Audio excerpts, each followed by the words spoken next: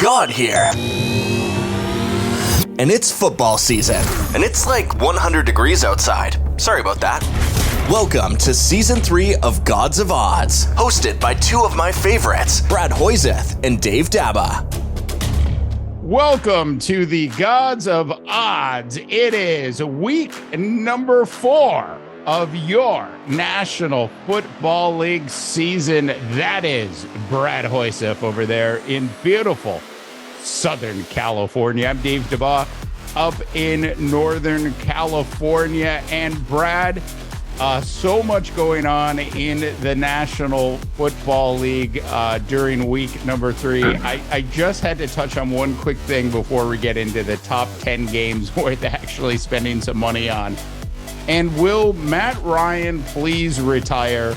How do the Indianapolis Colts go from getting shut out by the Jaguars of all teams and then turn around and beat the Kansas City Chiefs? So look, it is a wacky first 3 weeks of the National Football League if you're actually really trying to make some money off of these picks.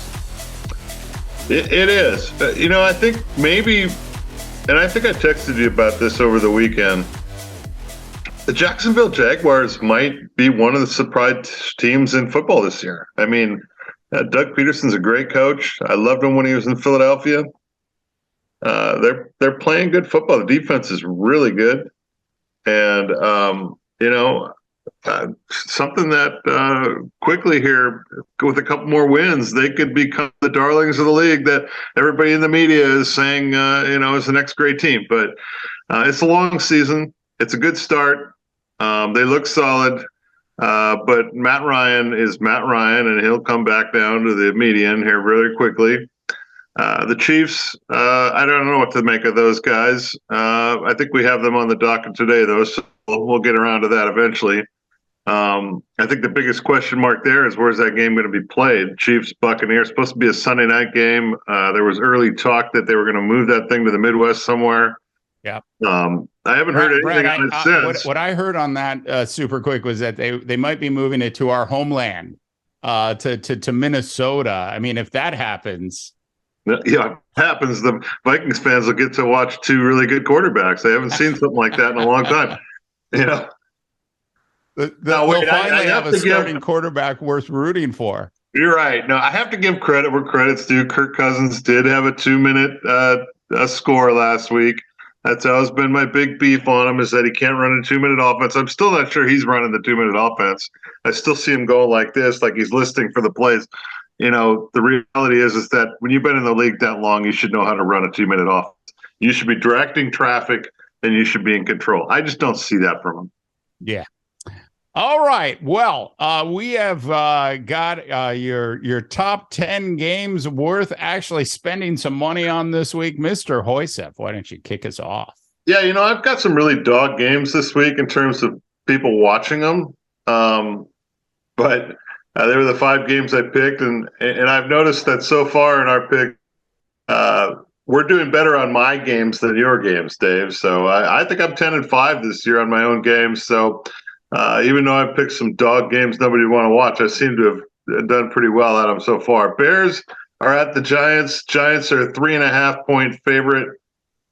Daniel Jones, to me, is the writing should have been on the wall a year and a half ago that he wasn't a great starting quarterback.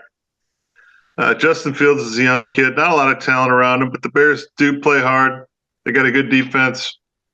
I just saw the line, and that was that extra hook, that 3.5 points. The Giants favored by 3.5. I'm not sure who the Giants should ever be favored by 3.5 over. They look like a terrible football team to me again, Dave. The coaching doesn't look very good. There's not a lot of talent. They've now lost Sterling Shepard for the entire season. They don't have a lot of weapons. The nice thing is that the running back looks healthy finally. But I don't see a very good football team there. I'm going to take the Bears going on the road in New York, getting 3.5. It feels like more of a field goal game to me. And I just don't see the Giants being favored by that much over anybody. I think they're a terrible football team. Yeah, one of the best lines I heard all weekend was somebody referring to Daniel Jones as Dudley Do-Right, which I thought was great. I'm going in the opposite direction. We disagree out of the gate today, Mr. Hoysev. I don't want to make too big of a deal about our disagreement here because I think we both agree these are two teams that are not going to come anywhere close to sniffing the playoffs this year. So I sort of look at this and I believe in that Giants running game. I also think that the Giants defense is significantly better than the Chicago Bears defense at this point. And so that's really what I'm sort of putting my hat on. The 3.5, I don't love. I have to be honest with you. I can see why, I could see this being a 9-7 game. Somebody gets a safety and that's the difference in the game, or it's 3 field goals. But something just tells me that Dudley Do-Right is due for a little bit of an explosion. They'll get their tight ends more involved in the game, and they'll have to figure out how to get Saquon Barkley into the passing game as well if they're going to beat this Bears team. So I think those are the things that this Giants team is going to do. I'm going to stick with my gut on this one, and I'm going to go with the Giants in it. Yeah, well, it's like I said, it's 2 dog teams. Probably nobody's going to watch the game, but you got to pick 5. Each person's got to pick 5, and I generally let you pick your games first on the Google Doc, and I get left with the sloppy seconds, so to speak, and so. I know how you love those Bears, Dave. Absolutely. I figured these are 2 teams that Dave absolutely hates. I'm going to take them. Yeah, I just absolutely love them. All right. Speaking of extraordinarily bad football, Brad, moving on to my first game of the week, the Commanders at the Dallas Cowboys, and as Jerry Jones, tries to act like the old man from Scooby-Doo. And he says, I would have gotten away with it if it wasn't for those darn kids. That is exactly who Jerry Jones has turned into as he tries to incite a quarterback controversy between Dak Prescott and what's the backup quarterback's name? Anyways, Cooper Rush. Yeah, no, I love Cooper Rush. I'm just joking. I think Cooper Rush is actually one of the better backup quarterbacks I've seen in the National Football League in the last, at least so far this season. He throws a really nice deep ball. He seems to have a good understanding of defenses. You can see it, Brad, with like quarterbacks that get what's going on because they make adjustments at the line. And Cooper Rush is the guy that is really well studied, sort of the opposite. When was the last time you saw Kyler Murray make any kind of adjustment, except for the color of his uniform on Madden? So I sort of look at this game and, CeeDee Lamb is like, I texted Brad during the game and I said, CeeDee Lamb should have to give his game check up to charity for dropping that pass. But I look at this game, the Dallas defense is strong enough. They should have no problem. I can't believe they're only favored by 3. What is it that Vegas is thinking about that we don't know, sort of coming into this one? Yeah, I mean, I'm not entirely sure. I don't like Carson Wentz at all. I think Cooper Rush might be a better quarterback than Carson Wentz. I agree with you. I think he's one of the better backups in the league. Michael Gallup is expected to come back this week. That offense is nothing like it was last year for Dallas, but they still do have some really good playmakers on defense. Carson Wentz is a guy that likes to hold on to the ball way too long and tries to make something out of nothing, and oftentimes makes nothing out of nothing. And so, I'm a firm believer that the Cowboys will make some plays on defense in that one. I'm with you. I'm going to take the Cowboys. What is it? 3 points? I'm going to give up the 3 points to take the Cowboys. Yeah, it's only 3. It's shocking that that's what they did here. Look, I love saying scary Terry.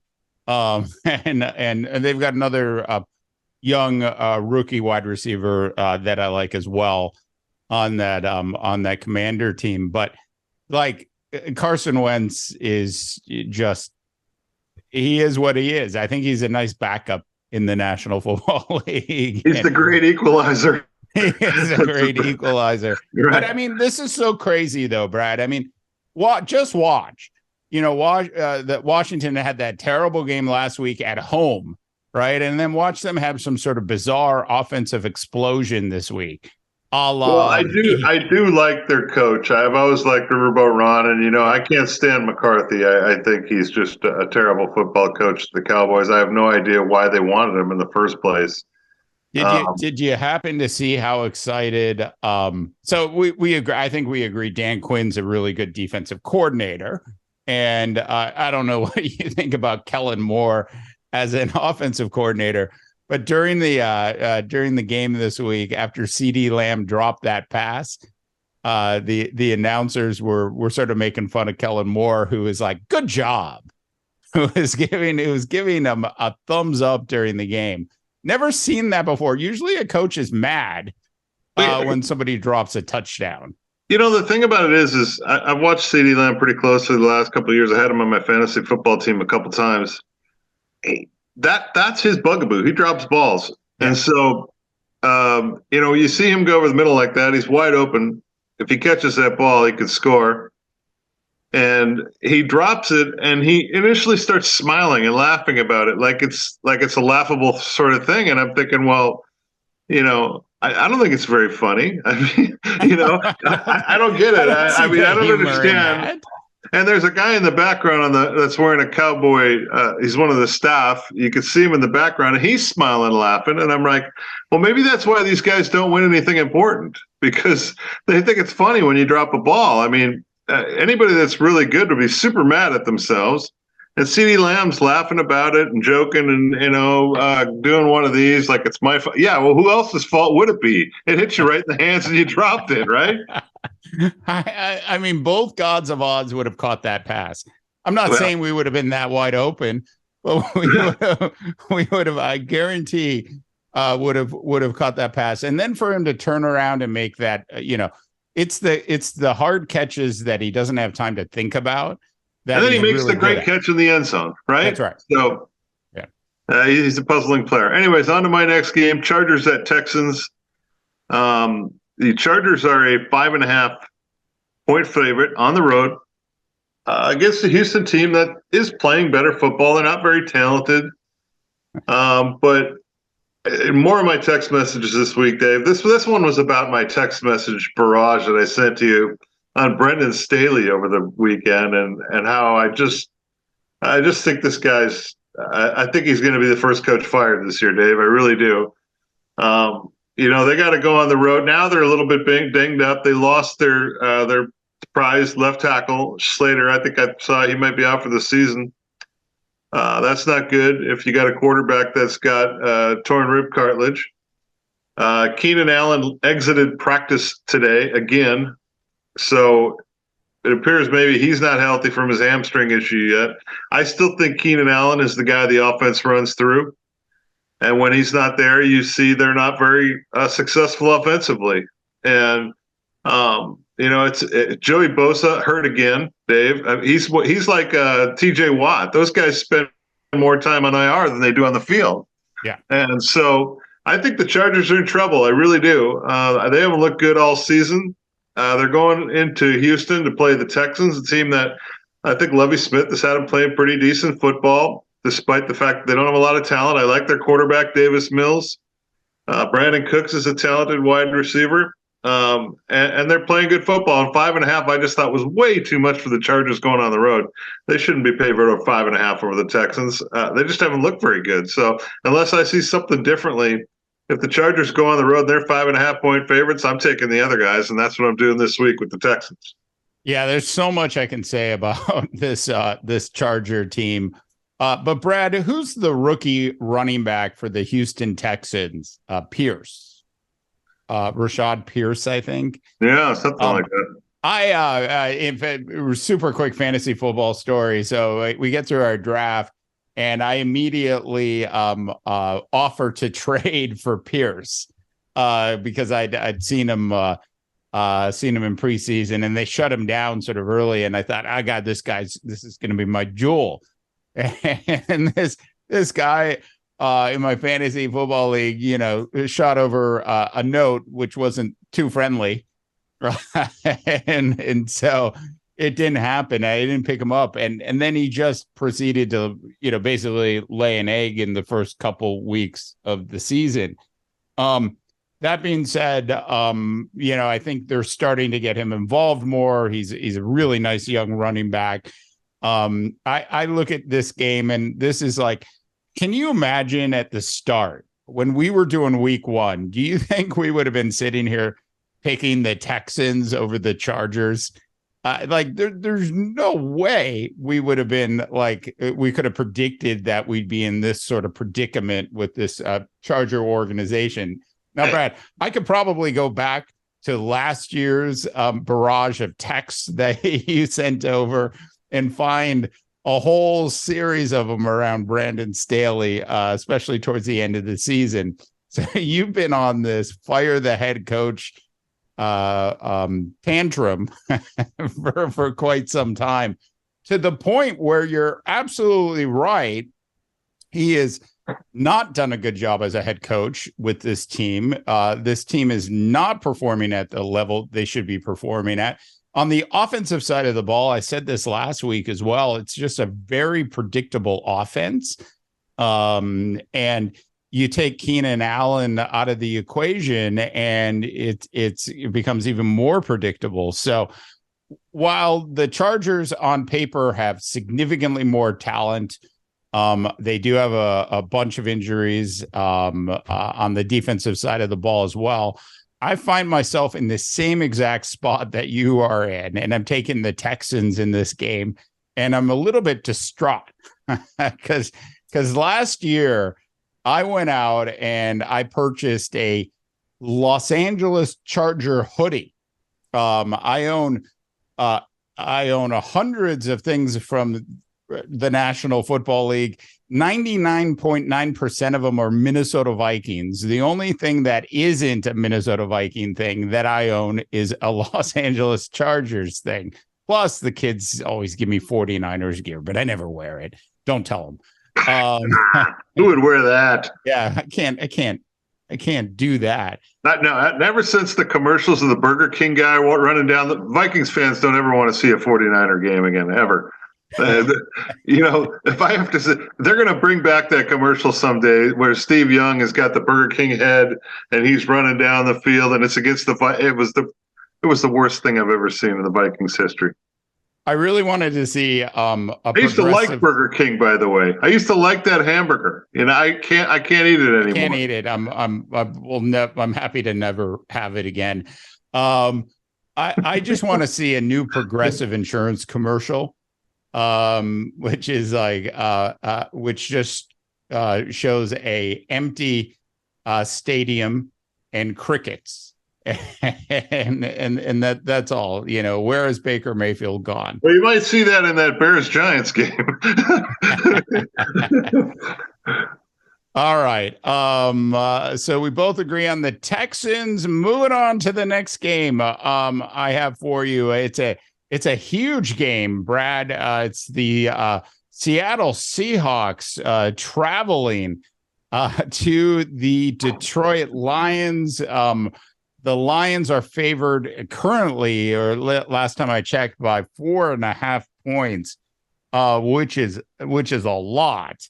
And I haven't flip-flopped on anything yet this year, Brad.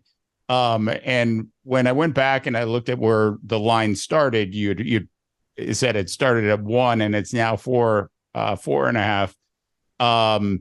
and then I saw that there were some key injuries on the defensive side of the ball. I started to sort of waver on my speech about Jared Goff and this offense that I thought they were going to easily win this game by 5 points. I'm not so confident about that at this point, but just on principle, I cannot pick Geno Smith to go on the road with the Seattle Seahawks and play a close game against a Detroit Lions team that, quite frankly, should blow out the Seattle Seahawks. So for me, this is a real test of Dan Campbell. Does Dan Campbell really have what it takes beyond the whole motivating players? Does he really have what it takes to actually lead an organization up from the ashes, towards a playoff appearance? This is key. Like, this Detroit Lions team has to win this game, and they need to win it by a lot. So I'm going with the Lions in this one. Yeah. I'm going to disagree with you on this one, Dave. It's 4.5. The Lions almost never win by 4.5. And look, the Lions almost never win. And here's the big key to this one. Amon-Ra St. Brown is not healthy, and I think he left practice today. So to me, we saw what the Lions were in the second half against the Vikings when he was dinged up. They weren't much. And, Dan Campbell always gives the greatest speech after the game of any coach. Everybody loves him. He's a truth teller. He laid the blame on himself afterwards. Says all the right things. People love him as a coach. He seems to be really into the Lions, and he wants to win, and he puts his heart and soul into it and everything. But you know what? At the end of the day, if you continue to lose football games, people aren't going to care that you're a truth teller. Yeah. They'd rather be lied to, and the reality is that the Lions are just not winning games again, Dave. And I like them better. They appear to have a better offensive unit this year, but if St. Brown ain't healthy, that is Jared Goff's go-to guy. And I see the line. I don't see them winning this game by that much. If they win, it'll be by a field goal. So I just thought that the 4.5 was a little bit rich. I know it started out at -1. I'm not quite sure it went up 3.5 points. I'm not sure what the fans are looking at there. Maybe I'm missing something. But I like 4.5 in the Seahawks on the road in Detroit. Again, it's another one of those games where I look at it and I can't believe that team is favored by that much. One of those things. Yeah, I mean, do we agree that the Commanders and the Seahawks are equally as bad? And Dallas has given up 3, and Detroit's got So I think there's Vegas is playing on the story you just told about Dan Campbell. Earlier you talked about the Chargers, and if we would have gone back 2 weeks, would we have said this and that, right? Would we be picking Houston to beat the whole? How about the entire AFC West? I mean, at the beginning of the year, we talked about how this is going to be the greatest division in football, with the Raiders and the Broncos and the Chiefs and the Chargers, and it's not. I think 3 of those teams have been very disappointing. The Chargers just got done getting beat, or the Chiefs rather just got done getting beat by the Colts. And so clearly there's some problems in the AFC West that maybe we didn't anticipate. But having said that, I'm going to an AFC West game next. It's going to be the Chiefs at the Bucs. That is a Sunday night game. We've talked about it a little bit, and not really knowing where that's going to be. It kind of sounds like maybe it's going to be in Tampa now. I haven't heard anything otherwise. Tampa did not take the eye of the storm, so to speak, with Hurricane Ian. They got a lot of rain, but to the south of them is just devastating. And you look at the pictures and everything coming out of Florida, it looks like the apocalypse. It looks terrible. Tom is starting to get some of his guys back, might get Godwin back this week. They're starting to get a little bit healthier on offense, but they're still kind of woefully inadequate in terms of tools. But in this game, I played the over-under. and the over-under was 45. I thought that was very low. It started at 52.5, and it went way down. And I'm not entirely sure why it went down so quickly. But that over/under dropped 7.5 points, which I found a little bit stunning because I'm looking for injuries and I'm looking for stuff, and I'm just not seeing it. Is it the uncertainty of where the game's going to be played or what? But I saw over/under 45. I thought it was very low. Even though he doesn't have great weapons, they can still run the ball pretty well. If he gets Godwin back and continues to get Cameron Brate a little bit more involved in the offense, they got their number one wide receiver back this week from his one week hiatus. So I think the Bucs will be a little healthier this week. The Chiefs obviously are not going to be happy after what happened last week at Indy. I see a high scoring game, so I'm going to take the over at 45. Yeah, I think Vegas set this one before the week 3 fiasco of the Kansas City Chiefs against the Colts.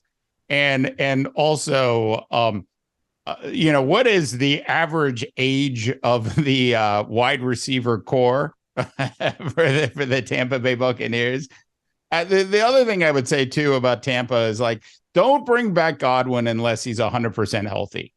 Don't give me 80% of Godwin right now. It's not worth it.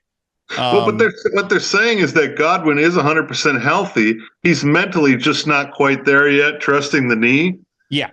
Now, that's a little odd to me, but they say he's 100% healthy, the knee itself. But they do get Mike Evans back this week, and to me, that's a big part of that offense. Oh, yeah, it's a huge part. I mean, it is the part of the offense. It's Evans and Fournette, and, the other ones sort of show up occasionally. I mean, now that they've got Cole Beasley starting, I'm just saying. I look at this game, and I'm glad you went with an over/under on this one as opposed to a straight pick. I'm going to take the over. I think it came into sort of this point when it came down to, would it come down to, Brad, 45, I think you said? Yeah, it's 45. It started at 52.5. That's a massive drop. And massive. It's 52.5. I would have had to think about it, to be honest with you. So it's like the Kmart blue light special of the week that the NFL gave us. I sort of like look at it and I'm like, geez, I still sort of struggle with, even thinking that Tampa has enough firepower to put up 20 points, but Kansas City defense just isn't, it's not the Buffalo Bills defense. Here's another thing too, Dave. If the Kansas City defense couldn't get to Matt Ryan, you got the same kind of quarterback, a guy that's not very mobile. I thought for sure Kansas City would be able to get to Matt Ryan, and which tells me that maybe their defensive line is not firing on all cylinders. But Tom Brady's better within the pocket than Matt Ryan is. He manages to make space for himself, if that makes any sense. And so it's a similar type of quarterback, and I see a similar type of result. I think the Buccaneers are going to give the Chiefs everything they want in that game. Plus, if it's played at home, there's going to be all the stuff about the hurricane, and Tom's going to want to show up and look great. And, you can see the storylines already formulating. Yeah. I agree. All right. Moving on to maybe Brad Hoyseff's favorite team in the National Football League, the team that Brad wants to jump on. So this is the bandwagon game, I believe. This is, Hoyseff's bandwagon versus DeBaw's bandwagon. It is the Jacksonville Jaguars. Can I guess where you're going? Yeah. I think you're going Jaguars Eagles. Yeah, Jaguars Eagles, exactly. I have to say, impressed with the Jaguars the last couple weeks, both sides of the ball. If you give Trevor Lawrence some time, he seems to be making the right decisions. The game, if you will, I can't believe I'm saying this, seems to have slowed down in a way that it never did for Sam Darnold, for Trevor Lawrence. I might have been wrong, a little harsh on Trevor so far this season. So I sort of, I mean, I'm not all in on the Jags or anything like that.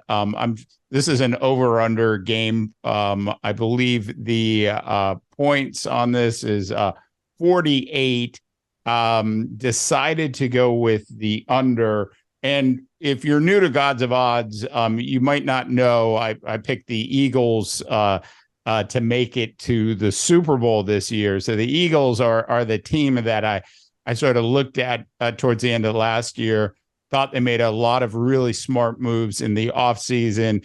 We've sort of seen that come through so far at the beginning of the season. These seasons are long. There's injuries and there's things that will pop up. So depth will matter. But for now, I'm very confident about my Philly. I mean, I think the Eagles are going to win this game straight out. But I'm going with the under of 48 on this one. Yeah, I'm with you. I'm gonna go the under. But to me, the storyline is Doug Peterson. Yeah. The coach is he's coming. You don't think he wants a piece of the Eagles? I mean, why did he get fired? I don't know. He won a Super Bowl. That's pretty good, right? I mean, we'd love to have one of those. I had to go back and look at this because I had forgotten, what had happened. And actually, I looked at it earlier in the week, and since then, I've forgotten.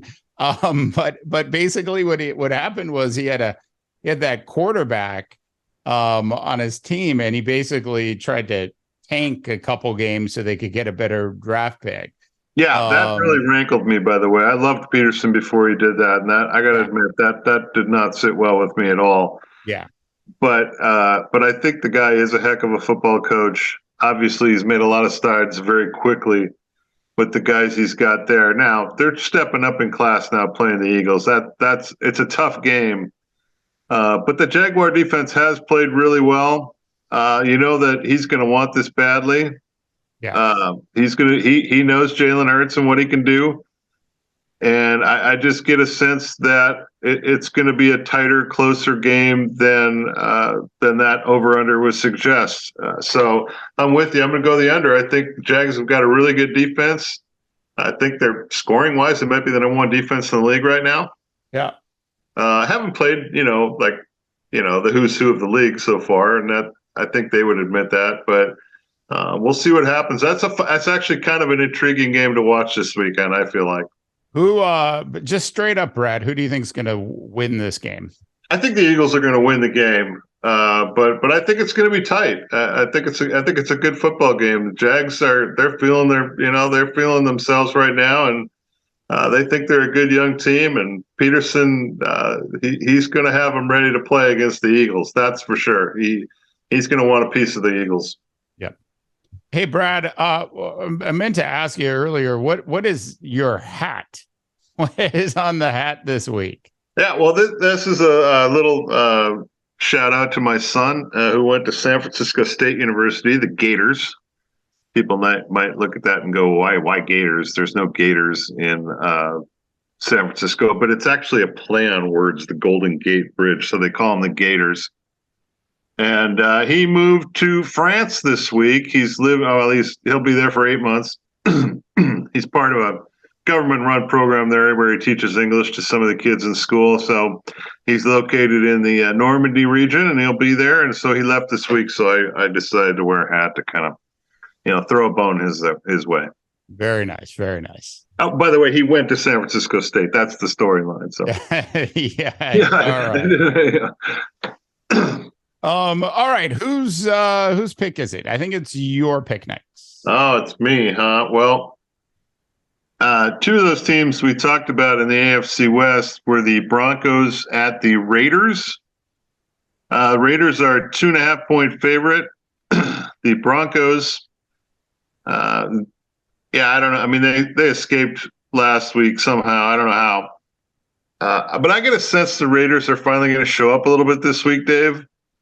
What are they, 0-3? I mean, they have to win. The Raiders their backs are up against the wall. They don't win this week, the season's pretty much over, right? You start 0-4 and they start bringing up the stats. Last time an 0-4 team made the playoffs was such and such, right? And so, I mean, did they make a mistake by letting their temporary coach go? I mean, I think they did. I thought the guy did a wonderful job. I remember Derek Carr at the end of the year last year. He said, "This is the best I've felt about a team since I've been here." During that back half of the season when that other guy took over. And so I was a little surprised when they let the guy go. And, it was another team that was lured in by Josh McDaniel, who had a terrible run in Denver earlier in his career. And I still maintain that he might be the Peter principle. But I do like the Raiders in this one, Dave. It's time for them to show their colors and win at home. The Broncos, I think, have got a lot of issues offensively. Defense is still pretty solid, but I feel like the Raiders are going to show up this week. 2.5 at home. I felt like it was at least a field goal game, and I see the Raiders winning that one. Yeah, this is going to be like a 13-10 game or a 17-14 game. Something like I might be just giving too much credit to Russell Wilson in that I think they're going to score 2 touchdowns. That's just too much. But the really like the Denver Bronco defense, like what they've been doing, and just think that the only way the offense is going to turn around in Denver is if they basically tell Russell Wilson, you need to scramble, and you need to get out of the pocket. You are not just, you can be a pocket passer, 70% of the time. The other 30% of the time, we need you to run around a little bit. The Vikings, I can't even want to say this, like Kirk Cousins is best when he rolls out. So they need to sort of change things around on the offensive side of the ball. I'm not entirely sure Nathaniel Hackett is capable of in-season changes, let alone in-game changes. So I look at this and I think the Raiders made a mistake. They should have just rode out the interim head coach for another year just to see what happens, because it was miraculous what that Raider team did towards the end of the year. And then you bring in these coaches. Forget about it being Josh McDaniel and his past history just for a second. But we see it all over the league. You've got these offenses that were pretty good, and we're doing really well. And then you get a new head coach who comes in who's offensive minded, and they put in their own system, and these players just don't have enough time to adjust to those systems. And that's really what I see happening with the Raiders. I mean, is Derek Carr suddenly this much worse than he was last year? Do they not have more firepower on this team? I know, Brett, Zay Jones is gone, but I mean, geez, has that really affected Derek Carr so much that, that they can't get over the hump? Like they have to win this game for sure. And hopefully I'm going to agree with you. I think they'll find a way to win it by at least 2.5. Yeah, you look at the offensive weapons on that team, and with Josh Jacobs at running back and Devontae Adams and Hunter Renfrow, a wide receiver, and they got a good tight end there as well. It's just a little bit puzzling to me that they haven't been able to figure things out yet. But I think this is it. I think this is the week they kind of figured things out. The Broncos seem like a good team to lay down and die for the Raiders. So I know those two organizations don't really like each other, but it seems like both those organizations are going through a lot of change. And I don't like what I'm seeing in Denver at all offensively. I've still never understood why the Broncos don't play Melvin Gordon more. I think he's a better player than Javonte Williams. And I think Melvin Gordon is a guy that understands how to get to pay dirt, and he's always been good at that, ever going all the way back to college. He's got good speed. He can run through the tackles. He can catch a ball as a running back. So I see a lot of problems in Denver. I thought Wilson would perhaps be the answer, but so far he hasn't been. And I'm with you. I like the Raiders at home. Yeah, that's Brad. You forget one very important thing. You forget about what the disease that Melvin Gordon has. Fumbling? Fumbleitis. I'm gonna have some juji fruits, Dave. That's getting ready for these last couple games. Throw some sugar in. Just like they put him in towards the end of the game last week, and I was like, he's gonna fumble, and he fumbled twice. And I'm like, oh man, because I really like Melvin Gordon as well. And so for both the Raiders and the Broncos, your offenses are struggling. Run the ball. Just make a concerted effort to run the ball. They've got two really good backs in Denver. They literally could can get 10 yards every 3 plays. They can. And in Las Vegas, I almost said Oakland. In Las Vegas, they've got 3 really good running backs. They've got a young kid as well, sitting behind Josh Jacobs. Just run the ball.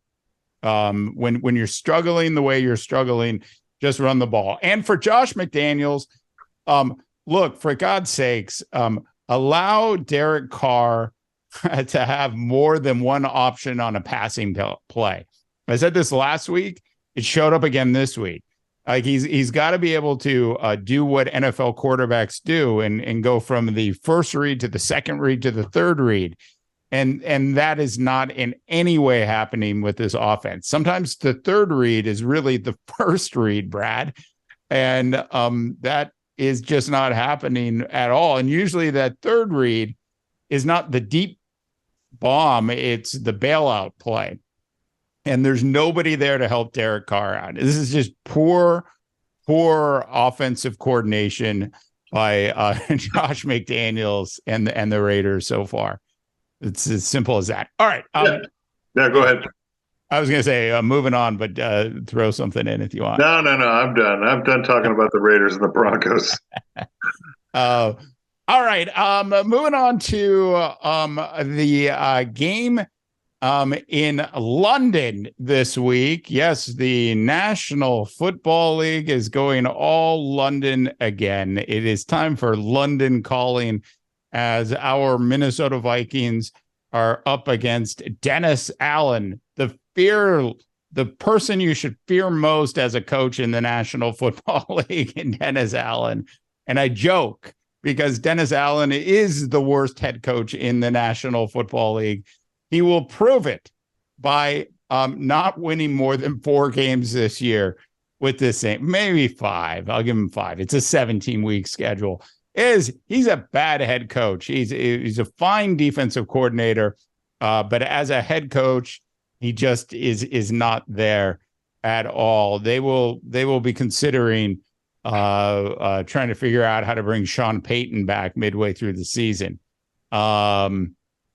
Anyways, I look at this game. Vikes are favored by 2.5. They're technically the visiting team in this game, Brad. I think the Vikings, much like the Raiders, the Vikings had a decent offense that seemed to be working pretty well most of the time last season. The new regime came in and they changed a lot of enough things where certain things just aren't working yet. And you've got, one of the weakest star running backs in the National Football League in Dalvin Cook. I'd much rather see Alexander Madison run the ball 20 times a game right now than watch for Dalvin Cook, because I just know it's like every 5th play he's getting injured. So I love Dalvin, but that's no, I don't think you do, actually. I want to love Dalvin, but that is what happens. He gets a little nick and then he comes out of the game. And then he's done. Anyways, so I look at this and I think, at least they finally figured out in Minnesota that there was a second and third wide receiver on the field. As Justin Jefferson was covered. And the second they started to realize that there's somebody named OJ Osborne on the team, and then they remembered that Thielen hasn't retired yet. Things started to open up for the offense a little bit. Look, I have to say, the game against the Lions is probably 20% harder than the game they're going to face against this Saints team. I in no way believe in the Saints. I don't think Jameis Winston might not start, which means Andy Dalton time for you. So I just that might actually make them a better team in the long run. Jameis throws a great long pass occasionally, but the rest of the time he if you have the Vikings on your, not a lot of people have this, Brad, but if you have the Vikings on the for your fantasy defensive team, I sort of recommend it this week. Well, interesting you should say that, because I just picked up the Vikings defense for my fantasy team this week. Because I kind of agree with you. Jameis is Jameis. Here's the problem. Last time the Vikings, remember the last time they saw Andy Dalton? It was like the last game of the year against the Cowboys a couple of years ago, and he beat them. That was a humbling loss for Zimmer and company, one of many. Yeah. I'm with you. I agree. But I think if the Vikings are going to win this game, I think it is going to be with the running game. I really believe that. New Orleans is pretty good against the pass. That's one of their one of the strengths that they have. I'm beginning of the season, I called New Orleans as one of my dark horses to go to the Super Bowl. I don't think they're anywhere near that anymore. I mean, I thought maybe they had one last hurrah in them, but your Dennis Allen rant, it's finally worn off on me. I agree with you. I don't think the guy's much of a coach. And look, that dark horse is running around the forest someplace, and he's got no chance.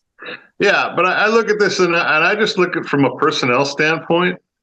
I just think the Vikings are a better football team. I think they got more weapons. I think their defense has been a little underwhelming so far, but I think they've got some playmakers on defense. They're young. I just look at this Saints team and they're teetering on the edge of becoming old real quick. And I'm with you. 2.5 didn't seem like a lot for me. Some people are making a big deal out of travel schedules. The Saints went early. The Vikings are going late. I don't know what that means. All I know is that game in London is usually a snooze fest. And usually the teams are fairly unprepared, and they're forced to kind of run the ball because that's the easy thing to do when you're unprepared. So I'm with you. I'm going to take the Vikings and give it 2.5. Yeah. For me on paper, the Saints have more firepower, at least on the offensive side of the ball, assuming like an Alvin Kamara is healthy. You've got Landry, you've got Michael Thomas, and then my favorite young wide receiver coming out of the Ohio State this year was Chris Olave. And I had picked up Chris Olave on the fantasy football side for a week, and then I had to make some moves, Brad. I mean, it's, you're trying to go 3-0. So I had to dump Chris, and I really wanted to keep him. And he had a great week last week, by the way. So I'm sort of I think the Saints team should be playing a lot better than they are, and I can only point to the coach for those issues. Yeah, absolutely. I agree with you. All right, let's go to my final game here.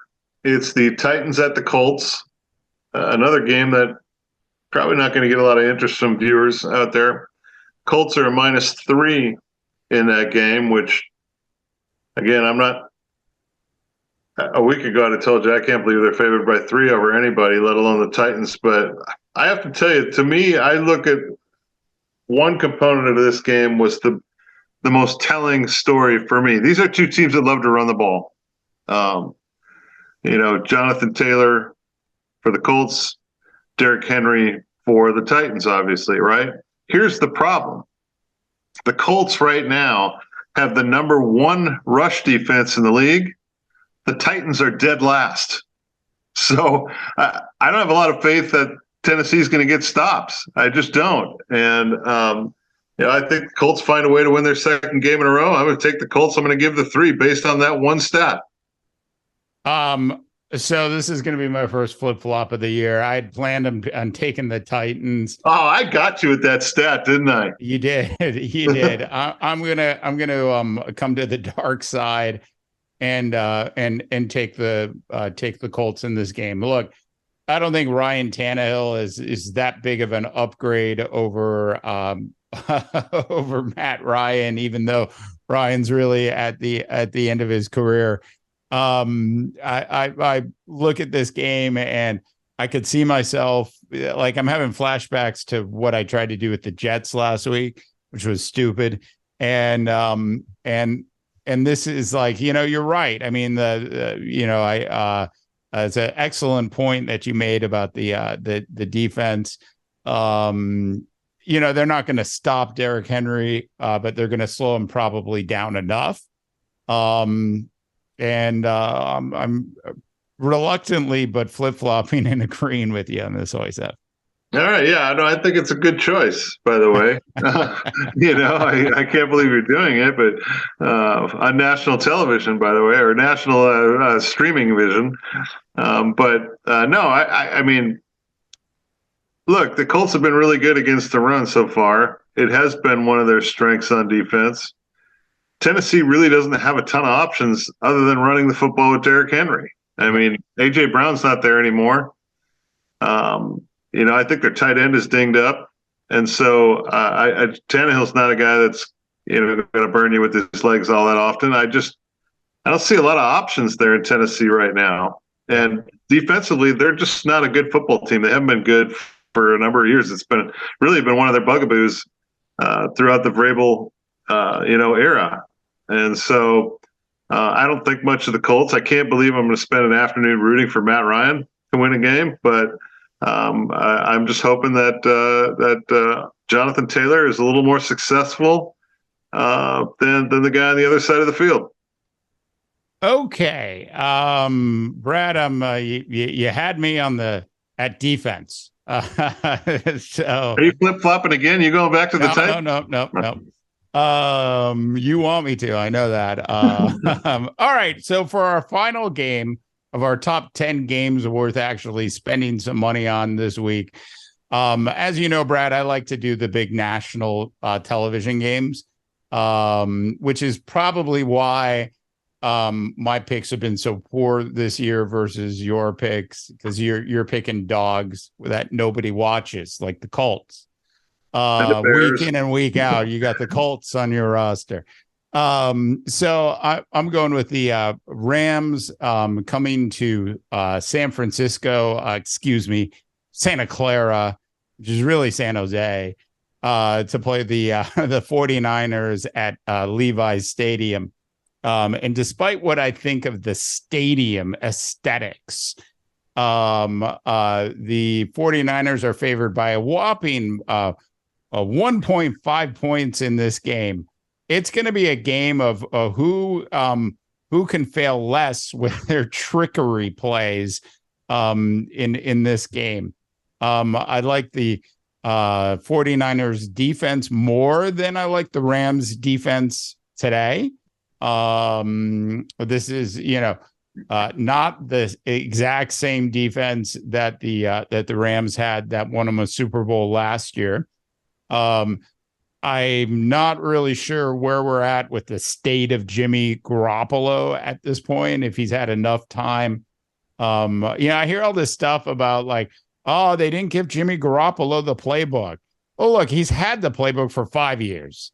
I know they made adjustments and changes to the playbook, but come on. Jimmy knows what the plays are going to be. The issues that they had in Denver were about the Denver Bronco defense shutting down the 49er offense. So I think a slightly easier task this week for the 49ers. I like, despite the fact that the 49ers are down on running backs, I still like how they're mixing up the offense with a different type of quarterback in a Jimmy G. So I'm going with the, if you will, hometown, crosstown, like 100 miles away town, San Francisco 49ers that really play in San Jose. Yeah, I don't know. This is always a series between these two teams that I never seem to get right. I'm going to go opposite with you. I'm going to take the Rams. Last time I did this, I think we picked this was week 1 last year. And you remember the 49ers just ran all over the Rams. The Rams couldn't stop them. That's my fear. But I don't think that's going to happen. I don't think that their offensive line and their running game is the same as it was last year in San Francisco. I think the Rams are going to pick a week to finally show up offensively. They kind of have to. They've been pretty woeful offensively. They haven't been very good at all. I almost call him Jared Goff, but Matthew Stafford has not looked particularly good. Cooper Kupp has kind of fallen silent here. I think it's time that offense shows up. 1.5, I thought was a very small line. To me, it looks like a tighter game. I think the Rams could even be favored. It wouldn't stun me. I'm going to take the Rams.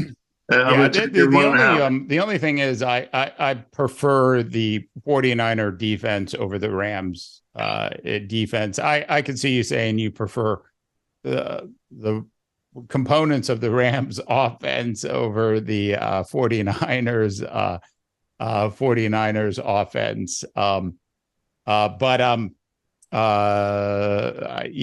just like, it's been a really interesting 2 weeks here in the Bay with Jimmy G.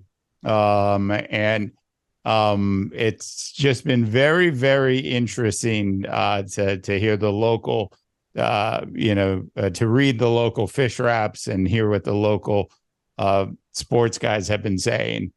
So I'm a little bit biased by what's going on. I think we're not going to really know about Jimmy G and where he's at, but this week I think is going to be telling. Look, both of these coaches tend to outthink themselves. Brad, would you say that you think Kyle Shanahan's a great head coach? I can't go there, Dave. Yeah, I think he shows promise, but he hasn't won anything yet. And he doesn't. He's I think he's coached in like 70 games, and he's basically at 500. I can't go there. Sean McVay's won a Super Bowl. I think his defense won the Super Bowl, but I hate his offense. I can't stand it. Ordinarily, I would think this would be a really intriguing game, a West Coast rivalry, but I'm not that intrigued by it. I'm really not. But I'm going to take the Rams because I think they finally show up offensively. And I don't think Jimmy G's looked good at all so far in his first couple games with the Niners. I'll be watching the Peyton brothers, just hoping that Snoop Dogg makes an appearance. Anyways, Brad, my friend, anything else you'd like to add? Well, Dave, I don't know. It's week 4, and I kind of try to think of what have we learned so far, and nothing has really stood out this season. We haven't seen anybody. The Jaguars might be the story of the year so far at 3-0. The biggest disappointment might be the Raiders at 0-3. I see just a lot of mediocre football, really. Does anybody stand out to you as the favorite to win the Super Bowl? I have the Bills, maybe, I guess, but then they lost. By the way, what about my Dolphins, Dave? You didn't really. You said nothing about. So we're recording this at on Thursday afternoon. We're about an hour and a half away from Thursday night football kickoff. And Brad's Dolphins, which, by the way, Tom Brady's been practicing in the Dolphin facility, which has so many ironies to it. It's not even funny. Dolphins, Bengals, Dolphins defense had to deal with 63 passes last week in the heat. And as excited as I'm sure you were about the Dolphins come from behind victory against the Ravens, you're probably more excited what they somehow backed themselves into after a butt punt at home against the Buffalo Bills. That Dolphin defense was on the field for quite some time. Quite impressive. Weekend. So I think it's a fun young team. Yeah. I think they are talented. I was impressed with how they hung in there in that game because all signs were pointing to them losing that game. Having said that, I think the Bengals are going to beat them tonight in Cincinnati. Yeah. I think Cincinnati, the Bengals are the best 1-2 football team in the country and probably better than a bunch of the 2-1 football teams if they can shore up that offensive line in any way. By the way, the Superfan contacted me this week, Dave. Nice. One parting comment. And I can always tell you when the prevailing mentality in Minnesota has changed. Because about 2 weeks ago, I got a text message from Superfans saying, hey, the Twins are on right now. And I'm thinking, the Twins are done. And so I finally had to explain to my mom, the Twins are done, Mom. Yeah. And then this week, it was all of a sudden, now we just got to beat Purdue. She's talking Gophers. Do you know that things have changed up there on WCCO? Yeah, it's all Golden Gopher football. Number 21 in the country. That's right. Quite impressive. You have to admit that game against Michigan State. I watched that. Michigan State was not impressive at all, but that was Michigan down. Michigan State looked like a good Pac-12 team. Yeah. So